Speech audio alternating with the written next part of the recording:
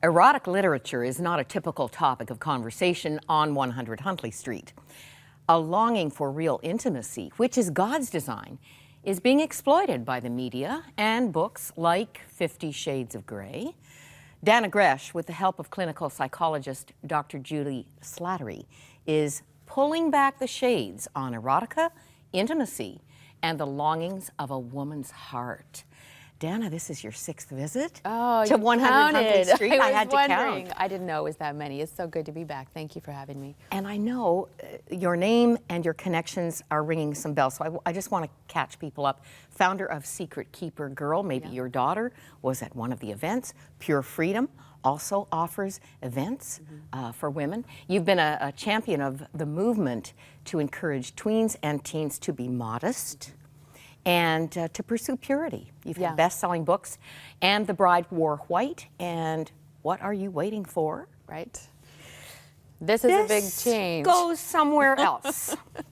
Yeah. But somewhere very important, because erotica is the fastest-selling genre of books selling to women today, and we've all heard about the phenomenal appeal of 50 Shades of Grey. 50 Shades of Grey. 100 million women plus globally have read this book. It's selling faster than any book ever has. The only author who's outselling E.L. James right now is God. The Bible sells, but that's it. Nothing else. That's a little bit of good news. That's a little bit of good news. But what is going on here? What's the appeal? What's the danger? We need to address this. First of all, what is erotica? We've scared some people already just saying that. Well, I'm scared too. It's a form of literature whose only purpose is to sexually arouse. In other words, it's not to educate, it's not to inform, it's not to teach or instruct about sexuality. It's just for arousal. The only difference between erotica and pornography is that pornography has video or photos to go with it. With erotica, it's all imagined in the mind because everything's written down. Okay, now the quick pushback, because we've got Christian women reading this stuff. Yeah. Let me say, there's no statistical difference in the percentage of Christian versus non-Christian women who've read 50 Shades of Grey. That one gives you pause. Yep. Yeah. Now, some of those women might say, well, this has really improved my relationship with my husband. It's helping my marriage. You must hear that. We hear that all the time. That's one of the #1 reasons why Christian women and women in general are reaching for the book. They're not sexually satisfied in their marriage or even in their singleness, sadly, and they're saying that this is reviving their sex life. But what Dr. Juli Slattery and I would like to make people aware of is that there's tremendous risk. What we know of pornography and erotica is that while it does create some initial drive and interest in sex again, that eventually you become so satisfied with what's happening in your imagination and what you're able to do in terms of self-gratification that you become less interested in sex with your husband or your wife. And while everyone won't experience that risk, many of them will. And addiction, affairs, looking for sex online, these are some of the long-term outcomes of dipping your toe into erotica. Can I just add to the credibility of your part in this, Dannah? I know you don't mind because you've shared your story here before. You're not a prude. No. Part of your passion for sexual purity and true fulfillment is that you chose a wrong path. Yes. You were sexually damaged goods. I was broken as a teenager, and I wasn't, you know, my story was really common. I had sex with my boyfriend when I was 15, and there are so many women right now listening to the program, that's their story as well. But there was baggage with that, and the Lord had to do a great work, a mighty work of healing that started with me telling someone, because James 5:16 says, confess your sins one to another, and then you will be healed. When I exercised that verse in my life and told someone, the healing was unleashed. And then I had to tell others. And so when it comes to this issue of erotica, I don't want it to be a quiet secret in the church, because that will feed the sin. I want it to be something that women feel that they can turn on Huntley Street and be encouraged, or go to their pastor's wife and confess. Mommy porn. What is mommy porn? Isn't that a scary word? Oh, Can you put those words imagine together? if we called pornography, daddy porn, how incensed women would be. Can you imagine if next weekend men were flocking to a theater to see their favorite porn star? We would be so angry. And the sad thing is that, the term mommy porn came up because moms were reading this 50 Shades of Grey to arouse themselves and improve their sex lives. But it's not just mommy porn. The very scary thing for me is that we're seeing single 20-year-olds and even readers as young as 14 reading this erotica.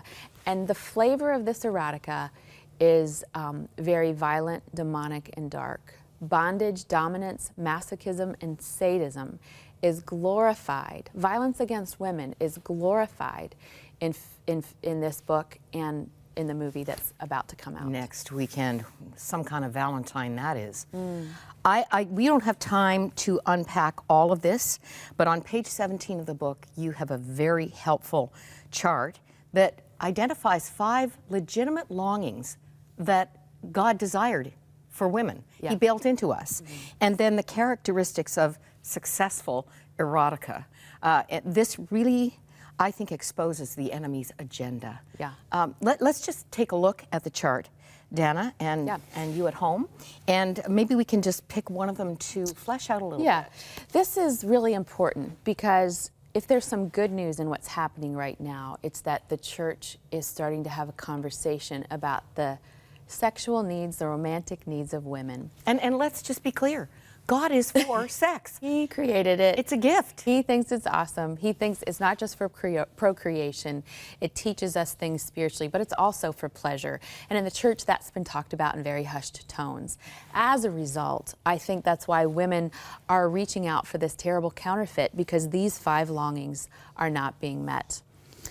Very quickly, they are to escape reality, to be cherished by a man, to be protected by a strong man, to rescue a man, to be sexually alive.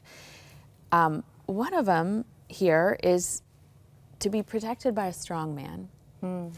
And I think that the reason that that is one of our longings is because God created us. The scriptures tell us that there is supposed to be strength in men, there is supposed to be leadership in men, that women are supposed to be safe enough because a husband is laying his life down in submission to her, that she can submit to him.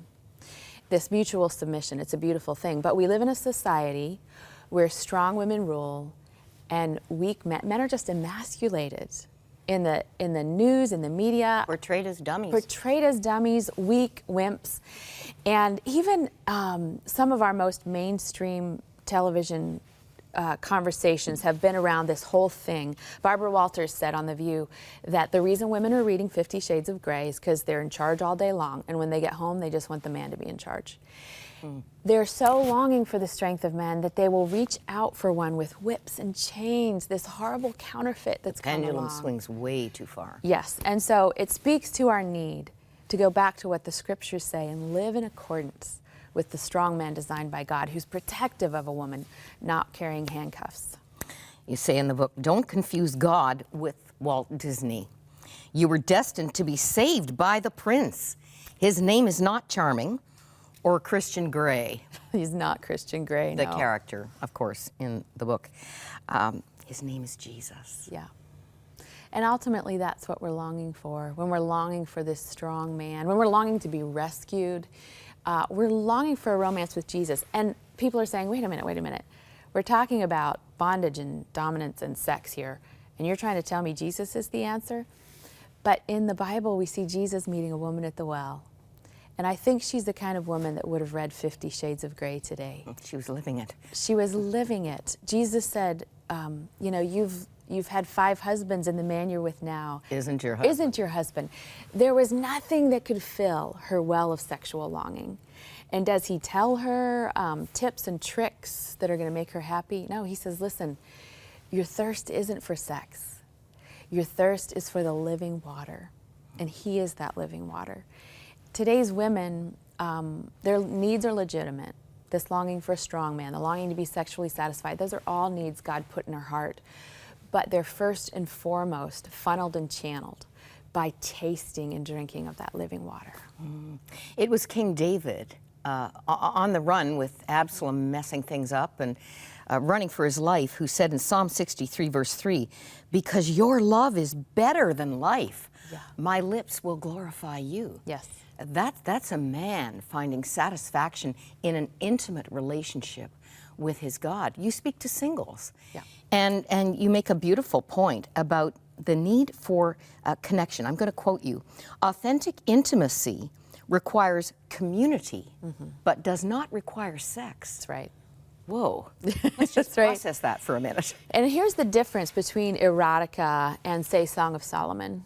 Song of Solomon is a steamy book in the Bible. There were parts of this book I couldn't read out loud to my husband. Yes, I'm so sorry. No, but here's the second agenda. Not to interrupt, but I am. This is not just a pushback on what is bad. No. This book is meant to encourage you to bring the most out in your marriage relationship. And praise God, we're having the conversation so that these needs can be met. But the need is not sex. Sex is a piece of the need. That's why Song of Solomon is so much more complete. Not only is the sex veiled, we don't see play by play, but it's a progression in intimacy.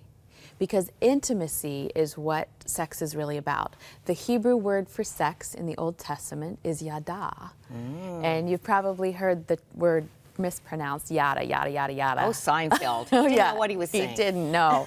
And he's kind of programmed us to believe that word means blah, blah, blah, boring, boring, boring. No. Nothing could be less boring. It's used in verses like Adam knew his wife Eve, and she became pregnant and gave birth. Adam yada his wife Eve. And the word means to know, to be known, to be deeply respected. It transcends the physical, because that's not what is paramount in the act of sex. What is paramount is the act of the heart, the intimacy, the soul nakedness that's happening. And this word is so powerful that throughout the Old Testament, it's also used to describe our deep knowing with God. Be still and know, yada, that I am God. See, that's the need. Sex is just the picture. Dannah, you brought out I've heard this quote before, and I was just delighted to be reminded again. G.K. Chesterton said, "Every man," hey, this isn't just about the women, "every man who knocks on the door of a brothel is looking for God." We are wired for intimacy with God and with one other, at least one other human being. And you know what, I don't think, we have it very backwards. We think that marriage and sex helps us to understand God. But the fact is, the original intimacy is the knowing of God. The original longing is the relationship with God. And when he said, "I'm going to help you understand this," he painted a picture through marriage and sex. We cannot in our lives paint a picture of something we have not first seen. And we have to see and taste the intimacy with God. And if we're knocking on the doors of brothels, it's really because we haven't. Oh, there's so much here.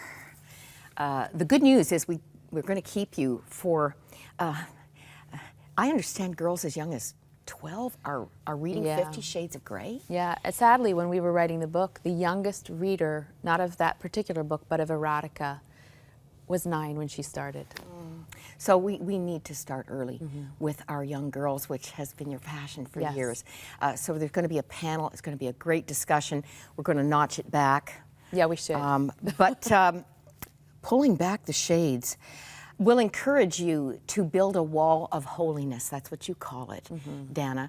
A wall of protection, and to focus on the things that will bring true satisfaction instead of the deceiver's lies that will not bring fulfillment, but be destructive ultimately. That's right. I'd love to do this again, Dannah, but I want to point you to this book. Pulling Back the Shades, Erotica, Intimacy, and the Longings of a Woman's Heart. This is a woman who cares and has given us so much. Thank you for this. You're so sweet. Thank you.